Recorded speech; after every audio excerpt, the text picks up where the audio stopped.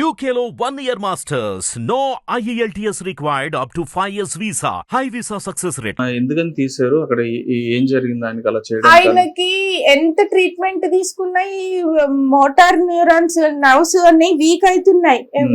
ఇది ఎందుకు రిజల్ట్ రావట్లేదు, నాకు ఏమైపోతుంది, చాలా ఫైనాన్షియల్ గా వీక్ అవుతున్నాం, అన్ని ఉన్నాయన్నీ అమ్ముకొని ట్రీట్మెంట్ కి ఇంట్లోకి అయిపోతున్నాయి.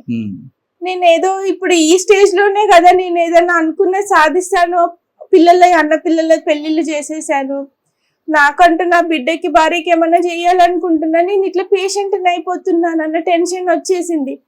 అయితే నువ్వు ఊరికి ఎవరిని అడగకు, నేనే డ్యూటీకి పోతాను, నేను వెళ్ళిన ఒక్కడే ఉండేసరికి ఇంట్లో ఏం టెన్షన్ పెట్టుకుండేమో, నేను వచ్చేలోపు ఏదో చదువుతానని చైర్ ఎక్కిండు, పడ్డాడు కింద.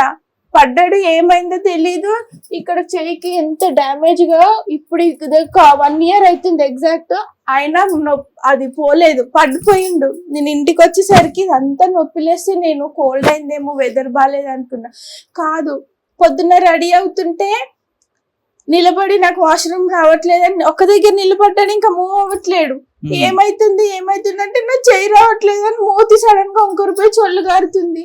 ఏమైందని తెలియలేదు, అస్సలు బ్రెయిన్ పని చేయలేదు. ఫ్రెండ్స్ కి అల్లిళ్ళకి ఫోన్ చేస్తే వీళ్ళ అక్కయ్య వచ్చిండ్రు, ఇంకా వేరే ఫ్రెండ్స్ వచ్చిండ్రు, ఇది పక్షవాతం లాగా వచ్చేసింది, గుర్మెటికల్ పోతే కర్ణాటక రూట్ లో ఉంది కదా, ఇమీడియట్ వాళ్ళు ఒక మంది ఇస్తే తగ్గిపోతుంది అంటే నాకు ఏం చేయాలి తోచలే. వాళ్ళు చెప్పింది మేము అంత లాంగ్ వెళ్ళి సరికి అక్కడ వాళ్ళు పట్టలేదు అన్న వాళ్ళు, మీరు ఇక్కడికి ఎందుకు వచ్చారు, ఇది స్లోగా రిజల్ట్ ఇచ్చేది, మీరు సిటీకే వెళ్ళండి, అక్కడ వాళ్ళ ప్రాసెస్ ఏదో చెయ్యనియండి, ఆయన అన్కాన్షియస్ కి వస్తున్నారు అనగానే తొందరగా అక్కడ నుంచి పోయినాం అన్న.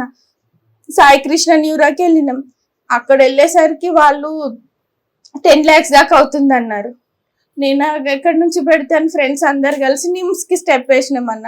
నిమ్స్ కి స్టెప్ వేసినాక నిమ్స్ లో MRI సిటీ స్కాన్ తీసినాక బ్రెయిన్ లో వెయిన్ ఆల్రెడీ సాయి కృష్ణలో చెప్పిండ్రు, అక్కడ కూడా అదే ఇంజెక్షన్స్ తగ్గుతుందేమో, బ్లీడింగ్ అవుతుంది, బ్రెయిన్ ని బోన్ ఒత్తేస్తుంది లోపలికి, ఇలా బీట్ అవుతుంది, ఇట్లా నార్మల్ గా ఉంటది కదా బ్రెయిన్ బొక్క, అది ఇట్లా అయిపోతుంది. టెన్షన్ కి అంత బీపీ పెట్టుకున్నారు ఆయన, టెన్షన్ అలా పెట్టుకుని అది బ్లీడ్ అవుతుంది, కంప్రెస్, ఎమర్జెన్సీగా బోన్ తీసేయాలి కట్ చేసి, అప్పుడైతే బ్రెయిన్ కి ఇబ్బంది కాదు అని, బ్లడ్ లీక్ అవుతూనే ఉంది, ఇంజెక్షన్స్ తగ్గట్లేదని సర్జరీ చేశారు.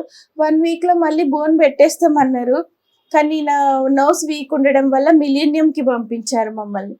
మిలీనియం లో 2 months ఉన్నాను, అక్కడ కొంచెం మంచి రిజల్ట్ రావడం మొదలైంది, మంచిగా ట్రీట్మెంట్ వాళ్ళు బాగానే చేసిండ్రు, మంచిగా అయ్యిండు. కాకపోతే ఇక్కడ ట్రాకెస్మీ గొంతులో వేసిండ్రు, 13 days నోట్లో ఉంచిండ్రు, అది ఉంచొద్దని మళ్ళీ ఇక్కడ సర్జరీ చేసి ఇక్కడ నుంచి పైప్ వేసి ఇక్కడ నుంచి బ్రీతింగ్ ఇచ్చిండ్రు ఆయనకి. ఆ తర్వాత 2 months తర్వాత ఇంకా మేము ఇంతే చేయగలుగుతాం, ప్రాణాలు ఊపిరి పోసినాము, మీరు తీసుకెళ్ళండి రీహాబ్ సెంటర్ కంటే, నేను ఎక్కడ పెట్టుకుంటాను అంత అమౌంట్. సీఎం రిలీఫ్ ఫండ్ ద్వారా అప్పుడు కేసీఆర్ ఆధ్వర్యంలో మాకు తలసాని శ్రీనివాస్ యాదవ్ వాళ్ళ ఫ్రెండ్స్ హెల్ప్ తో బయటికి వచ్చినాం అన్న.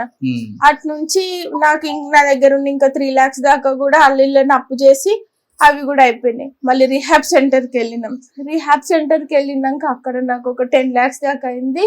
అక్కడ ట్రాకెస్మీ తీసేసిండ్రు, కొంచెం ఎక్సర్సైజెస్ అవన్నీ చేయించిండ్రు, నడిచిండు అన్న అక్కడ. ఆయన అప్పుడు మామూలుగా ఆయన ఫిజికల్ గా గానీ బాడీ గానీ అంతా నార్మల్ గా ఉన్నారు, అప్పుడు పర్లే మంచిగానే ఉన్నారు. ఆఫ్టర్ రీహాబ్ సెంటర్ లో కొద్దిగా ఫీవర్ వచ్చింది బోన్ ఉండడం వల్ల, అది ఆపరేషన్ అయినాక ఇంకా ఫుడ్ లేదు కదన్న, ఓన్లీ ముక్కులో పైప్ వేసి, ఇట్లా ముక్కులో పైప్ వేసి, ఈ పైపు నుంచి మొత్తము 2 hours కి ఒక గ్లాస్ నీళ్లు, ఒక గ్లాస్ జావా, 2 hours కి. ఎట్లా తిన్న మనిషి అట్లా, అన్నం లేదు ఏం లేదు, ఓన్లీ గంజి నీళ్ళే కదన్న 4 months దాకా. అందులో అంతకు ముందు 2 months నిమ్స్ లో అవే నీళ్లు, గంజి నీళ్ళు ఇట్లానే ముక్కు నుంచే. ఇప్పుడు 4 months దాకా రిహాబ్ సెంటర్ లో అవే గంజి నీళ్ళు. మనిషి మొత్తం బొక్క చిక్కిపోయాడన్న మొత్తం.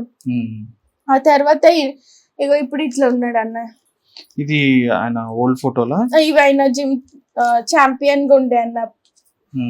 జిమ్ నేర్చుకున్నాడు, ఛాంపియన్ అయ్యాడు. హై జంపర్ ఉంటుంది కదా, హై జంపర్ ఛాంపియన్ కూడా అయినా.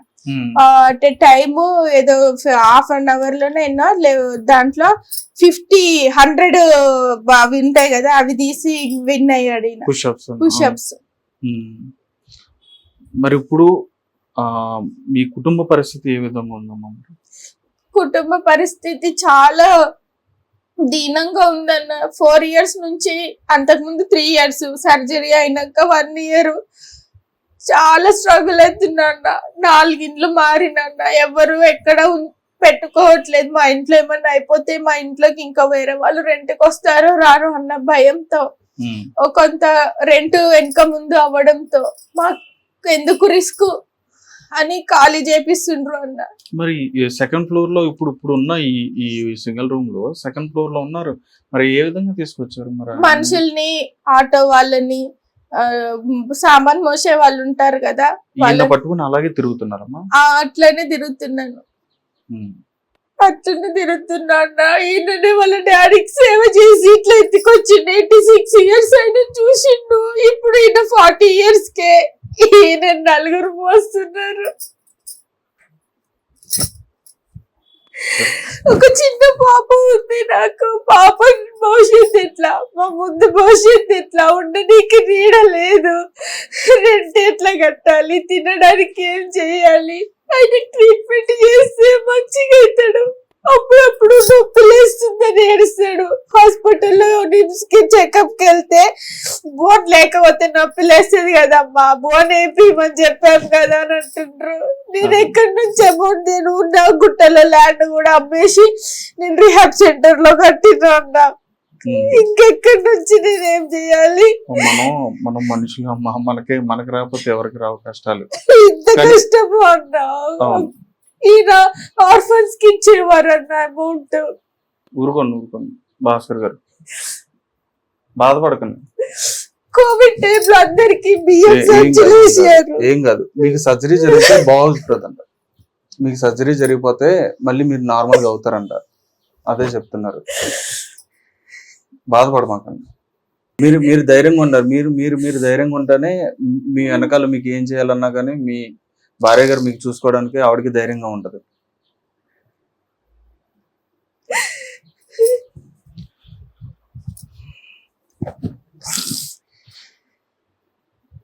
ఇప్పుడు ఆయనకి దానికి సంబంధించిన సర్జరీ చేయించాలమ్మా.